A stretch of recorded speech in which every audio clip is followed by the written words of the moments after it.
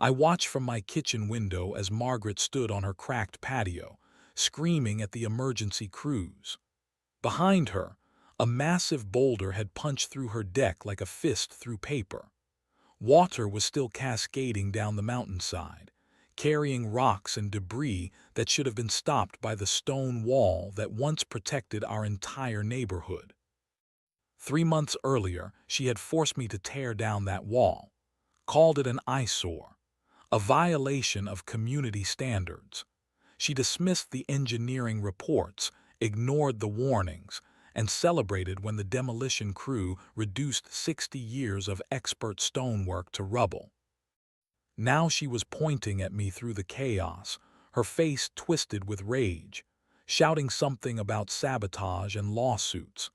The irony would have been funny if it were not so destructive. That morning, I realized the mountain had been waiting patiently to teach Margaret a lesson about respecting the forces she could not control. When I first walked through the front door of my dream home, I knew I was exactly where I belonged. The house sat perfectly against the natural slope of the mountain, with a magnificent stone retaining wall that had weathered decades of storms without moving an inch. The realtor mentioned it casually, like it was just another feature, but I could see the craftsmanship immediately. Every morning I would take my coffee to that wall and sit on the flat stones, watching the sunrise paint the valley below in gold and amber. The wall was not just functional, it was art. Each stone had been carefully selected and placed, fitting together like puzzle pieces that would outlast generations. I discovered the wall's history from my elderly neighbor, Mrs. Chen, who had lived in the neighborhood for 40 years. She told me about the previous owner's grandfather, a master stonemason who had built the wall in the 1960s. He understood the mountain's geology, how water flowed, where pressure built up during heavy rains. That man knew what he was doing, Mrs. Chen said, running her weathered hand along the smooth stone surface. He built this wall to last forever. The mountain trusts it. For 2 peaceful years, I tended my garden against that wall, planted climbing roses that wound between the stones, and found the sanctuary I had always been searching for. The wall became my meditation space, my refuge from the stress of daily life. Then everything changed. New neighbors began moving in, young families with perfect lawns and strong opinions about property values. I noticed them walking past my house, whispering to each other, pointing at my wall with obvious disapproval. Their children had manicured play areas and pristine sidewalks, while my property had character and history. The HOA board elections came in the spring. Fresh faces with promises to upgrade neighborhood standards and eliminate eyesores that hurt our property values. I did not think much of it at the time. I had never had problems with the old board and my property was well maintained. That changed when I found the violation notice taped to my front door on a Tuesday morning in June. The letter was typed on official HOA letterhead, signed by Margaret Sullivan, the newly elected president. It stated that my unsightly rock pile violated recently updated aesthetic guidelines and needed to be removed within 30 days to bring my property into compliance with community standards. I read the letter 3 times, each time feeling more confused and angry. Rock pile. This was not a rock pile. This was a carefully engineered retaining wall that had protected the entire neighborhood for 60 years. I called the HOA office immediately. "Ms. Sullivan," I said when she answered, "I received a violation notice about my retaining wall. I think there has been a misunderstanding." "No misunderstanding," she replied curtly.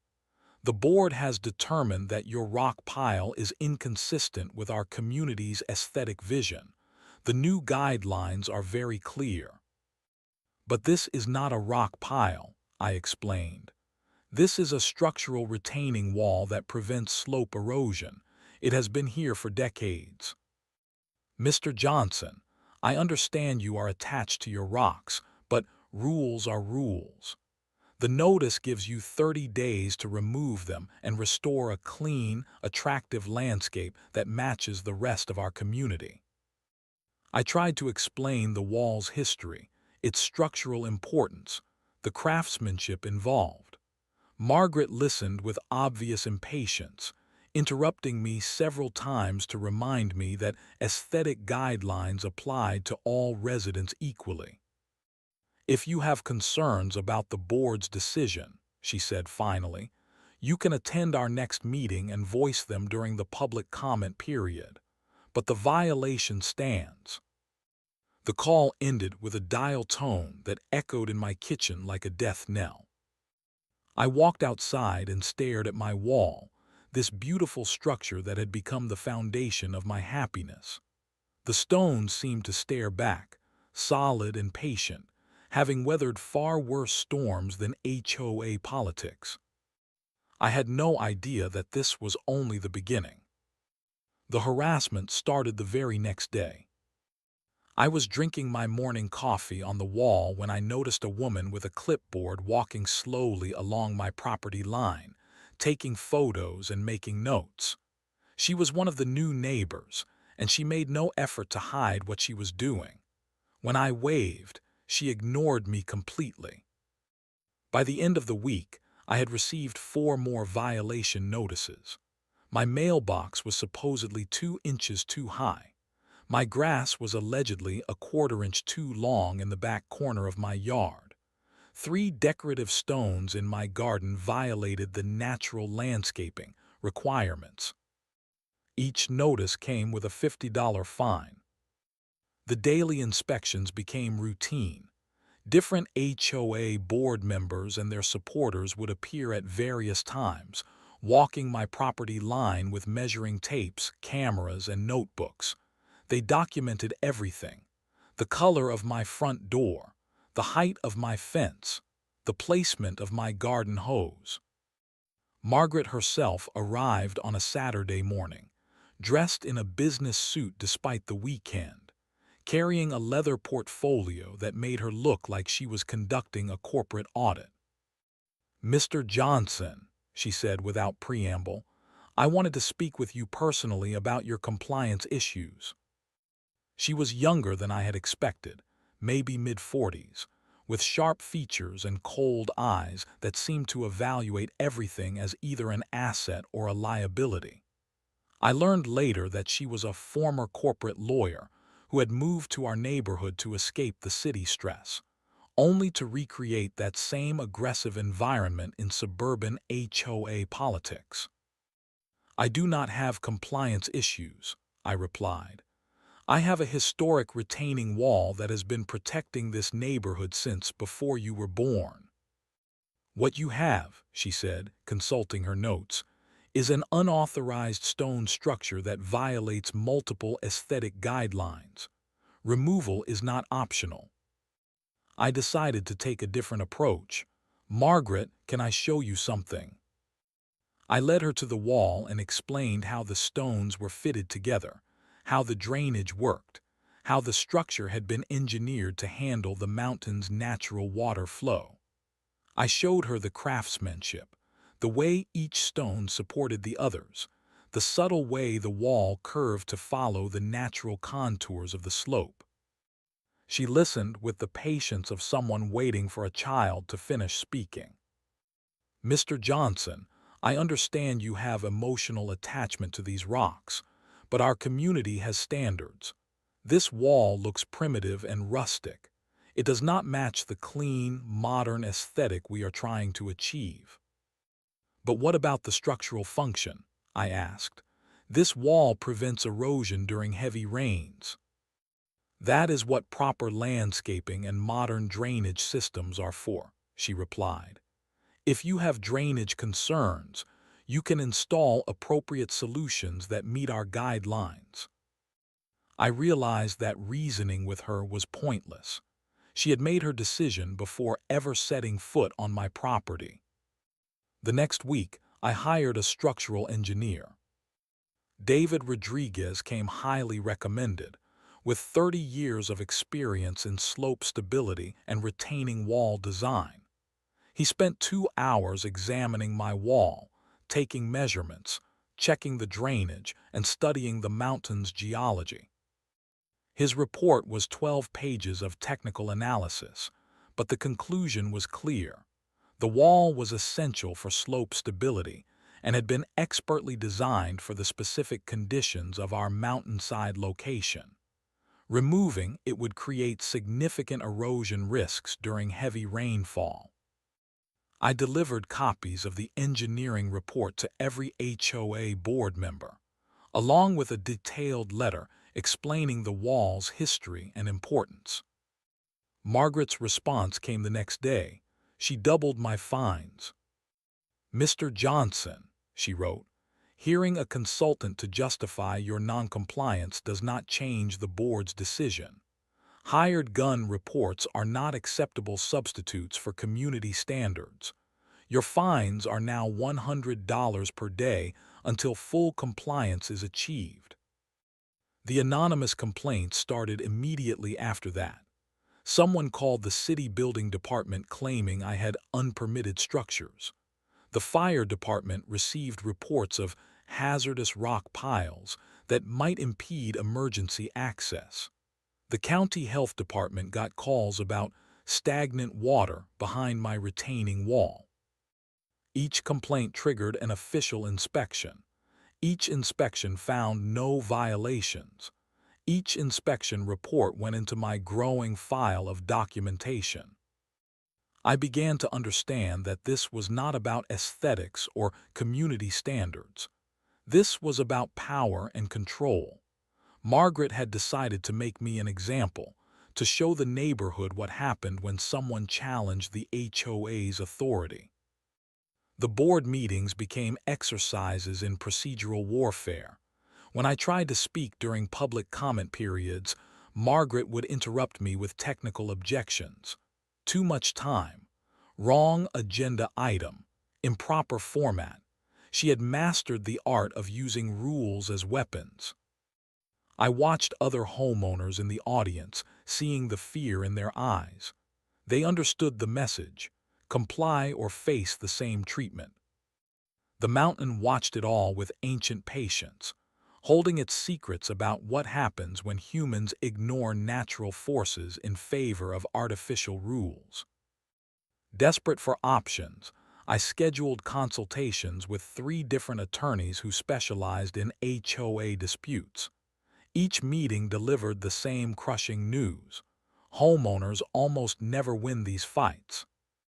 The first lawyer, a tired-looking man in his 60s, laid out the reality with brutal honesty.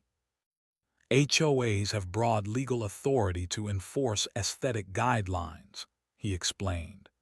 Even if your wall serves a structural purpose, they can still require removal if it violates community standards. The courts generally defer to HOA judgment unless you can prove clear abuse of authority. He quoted fees that would cost more than my annual salary. For a case I would probably lose. The second attorney was more optimistic, but equally expensive.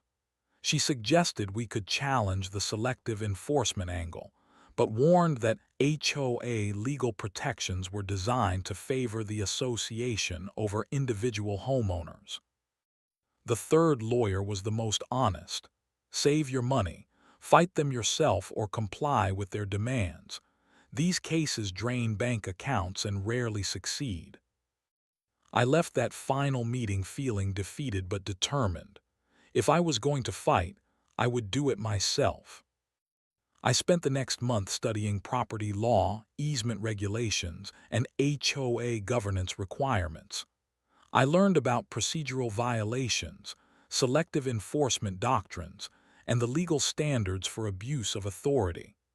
My kitchen table became a law library, covered with legal books, case studies, and highlighted statutes. Margaret escalated while I was studying. A certified letter arrived from the HOA's attorney, informing me that a lien had been placed on my property for unpaid fines. The total amount was now over $8,000 and growing daily. If I did not achieve compliance within 60 days, the HOA would begin foreclosure proceedings. I stared at that letter for a long time, feeling the weight of everything I was about to lose. My dream home, my sanctuary, my future, all because I refused to destroy a wall that had protected our neighborhood for 60 years. But I also felt something else: determination. I filed counter-complaints with the state HOA Oversight Board, documenting every violation notice, every procedural irregularity, every example of selective enforcement I had witnessed. I submitted the engineering report to county planning officials, requesting an official safety assessment of the proposed wall removal. The county response was encouraging. A planning official called to discuss potential slope stability concerns and scheduled a site visit to evaluate the situation. While building my legal case, I also investigated Margaret's background. What I discovered made my blood boil. Margaret's construction company, Sullivan Landscaping Solutions, had been awarded 3 major HOA beautification contracts in the past year, a total of over $200,000 in work, all approved without competitive bidding. The contracts included modern retaining wall installation and aesthetic landscape upgrades. I had stumbled onto the real motive behind her war against my wall.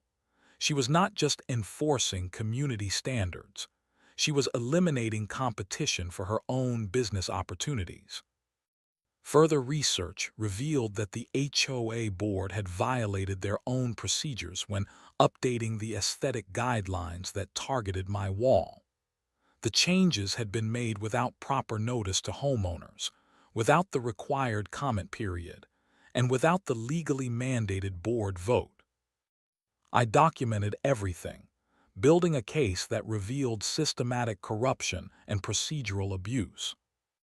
The mountain continued its patient watch, knowing that human institutions built on deception and greed are far less stable than walls built on solid geological understanding. Margaret had made this personal. She had threatened my home, my finances, and my future. She had used her position to enrich herself while destroying something beautiful and functional. She had no idea that she was about to face consequences that no legal system could deliver. The final ultimatum arrived on a Monday morning in October, delivered by certified mail with Margaret's signature scrawled across the bottom like a declaration of war. "Mr. Johnson," the letter began, "this is your final notice. You have exactly 30 days to remove the unauthorized stone structure from your property or face immediate foreclosure proceedings. No further extensions will be granted."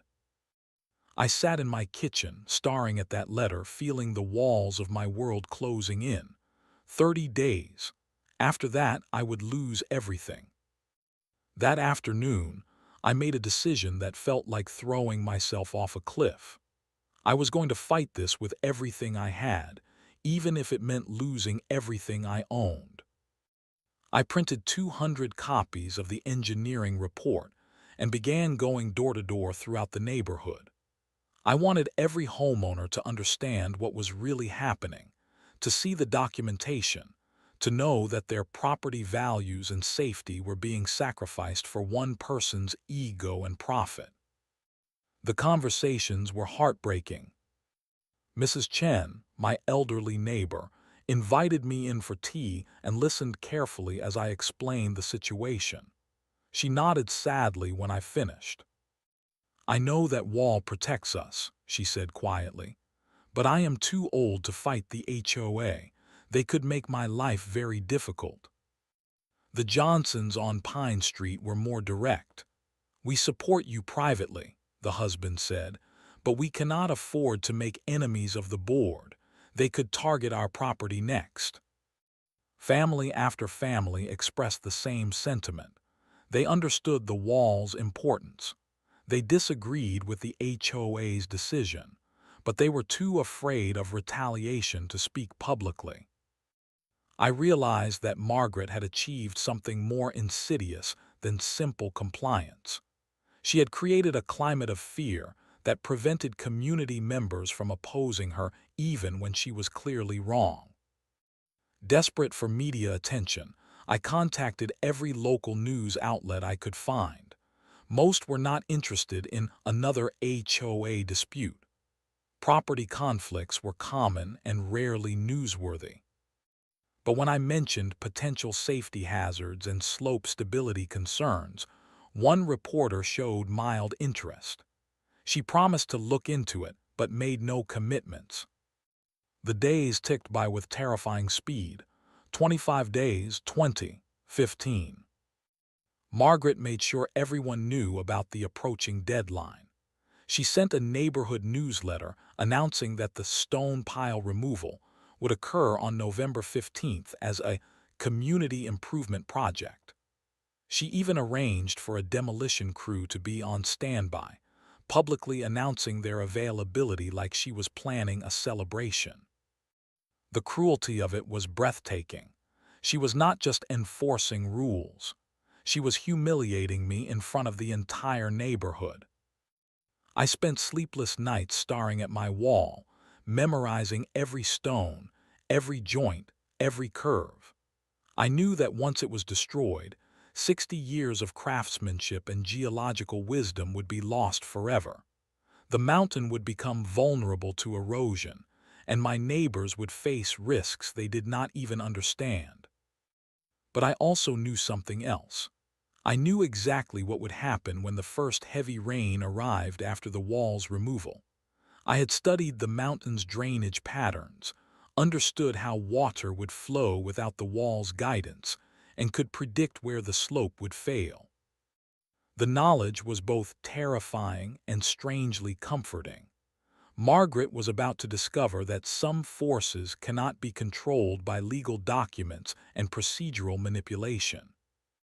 On the night before the demolition, I walked the length of my wall one final time, documenting every detail with photos and videos. I measured the stone placement, recorded the drainage patterns, and created a complete record of the wall's condition. The mountain loomed above me in the darkness, patient and ancient, holding its geological secrets. I could feel its presence, solid and enduring, waiting for humans to remember that natural forces always have the final word. I also made detailed notes about which properties would be affected when the slope failed. Margaret's house, built closest to the mountain, would take the worst damage. The irony was almost poetic. That night I made peace with losing my home, but I also made a promise to myself. I would document everything that happened next. When the mountain delivered its inevitable lesson, I would be ready to show the world exactly who was responsible. Margaret thought she had won. She had no idea that the real battle was just beginning. November 15th arrived with crisp autumn air and Margaret's voice echoing across the neighborhood. She had arrived early to supervise the demolition, dressed in her business suit, treating the destruction like a corporate victory celebration. The demolition crew was professional and efficient. They had dealt with retaining walls before, though I could see confusion in their faces as they examined the craftsmanship. These were not construction workers used to tearing down substandard work. I watched from my kitchen window as they set up their equipment. Margaret stood nearby, pointing and gesturing, making sure everyone knew she was in charge. A small crowd of neighbors had gathered, drawn by the noise and drama. "This is quite a wall," I heard the crew foreman say to Margaret. "You sure you want this removed? This is some of the finest stonework I have ever seen." "The board has made its decision," Margaret replied curtly. "Just tear it down." The first blow of the sledgehammer felt like a physical assault. 60 years of expert craftsmanship, designed to last centuries, reduced to rubble by bureaucratic arrogance. Each stone that fell took a piece of my heart with it. The demolition crew worked methodically, but I could see they were troubled by what they were being asked to destroy. They handled the stones with more care than the job required, almost like they were conducting a funeral. By noon, half the wall was gone. Margaret walked along the destruction zone, practically glowing with satisfaction. She had brought several supporters with her, and they stood in a cluster, pointing at the improvement and congratulating her on her leadership. "This is what happens when someone refuses to follow community standards," she announced loudly enough for everyone to hear. "The neighborhood is already looking better."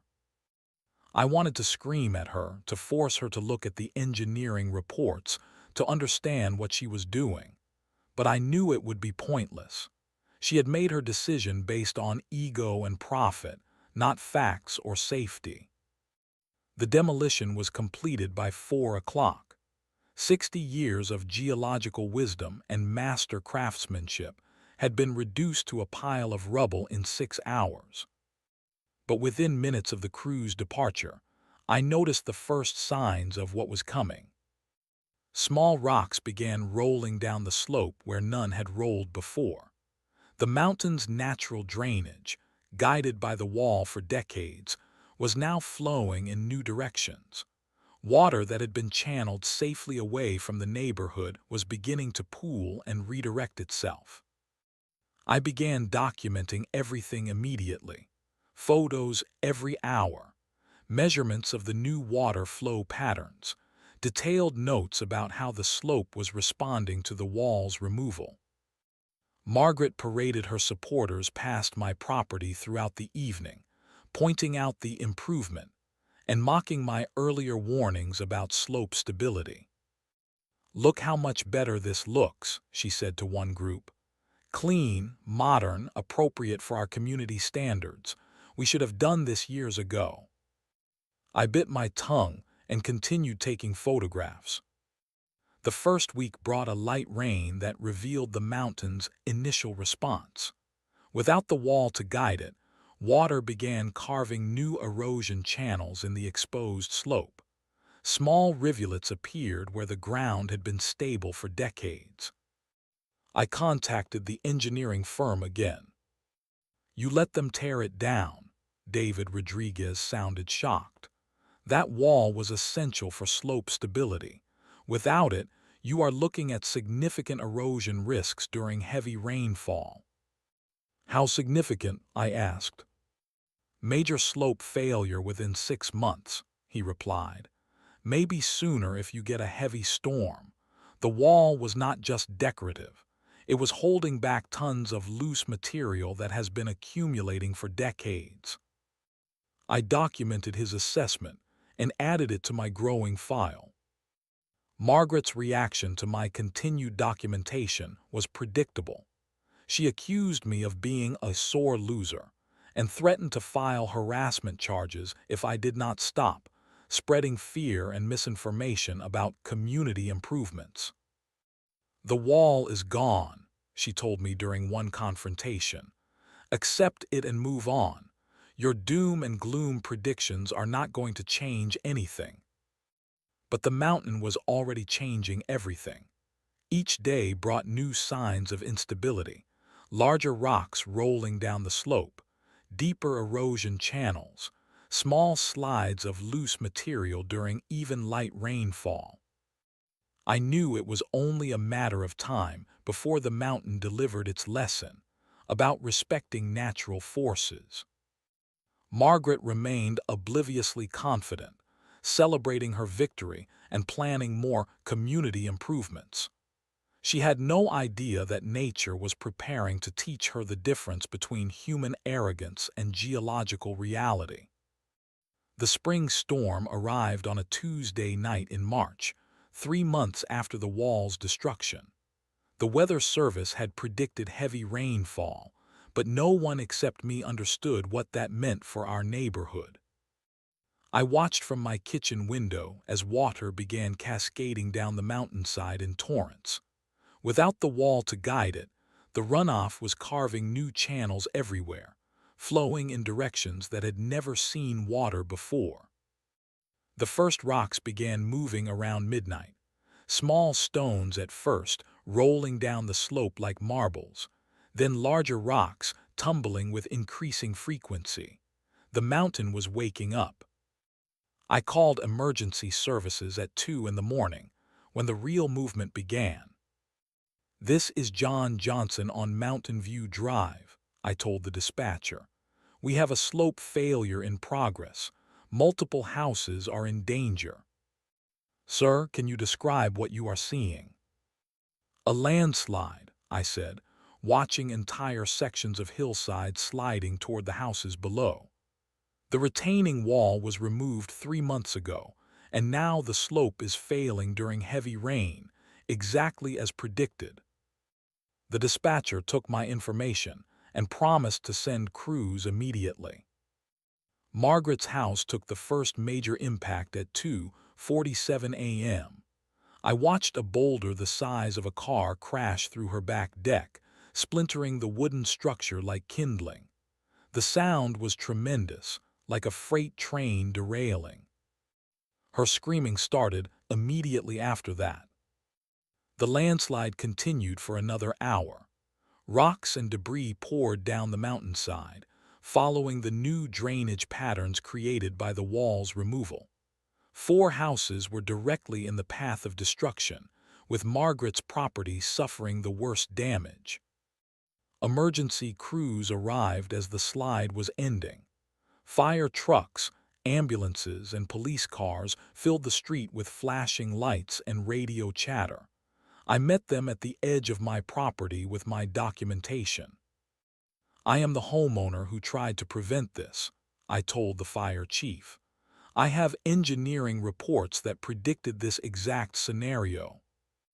He looked at the destruction, then at me. "You predicted this." "The retaining wall that was removed 3 months ago was essential for slope stability," I explained. "I tried to stop the removal, but the HOA forced me to tear it down. I have all the documentation."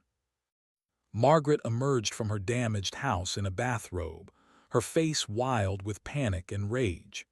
She saw me talking to the fire chief and stormed over. "This is his fault," she screamed, pointing at me. "He did something to cause this. This is sabotage." The fire chief looked at her, then at the obvious landslide damage, then back at me. "Ma'am, this appears to be a natural slope failure caused by heavy rainfall." "No," Margaret insisted. "This is not natural. He caused this somehow. He was angry about losing his precious rocks, so he sabotaged the mountain."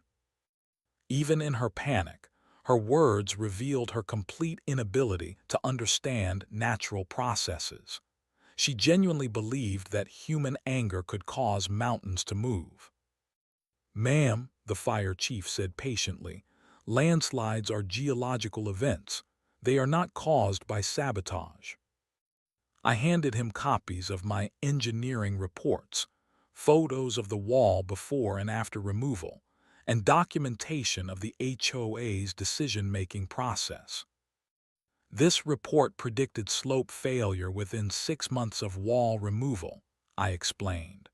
"The wall had been protecting the neighborhood for 60 years. Its removal destabilized the entire slope." The fire chief studied the documents while Margaret continued ranting about sabotage and lawsuits.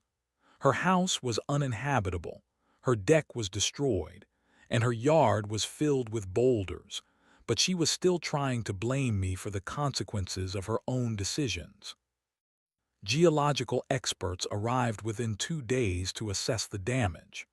Dr. Sarah Mitchell from the university's geology department spent hours examining the slope, the debris field, and the location where the wall had stood.